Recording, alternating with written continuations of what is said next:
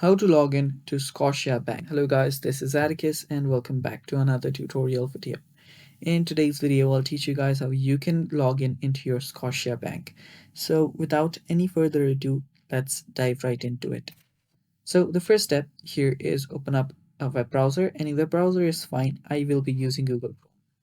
After you're there, simply search for Scotia Bank login. After you search for that, you will see the first website here. Open that up and it will take you to this website. It can take some time depending on your internet speed to load up.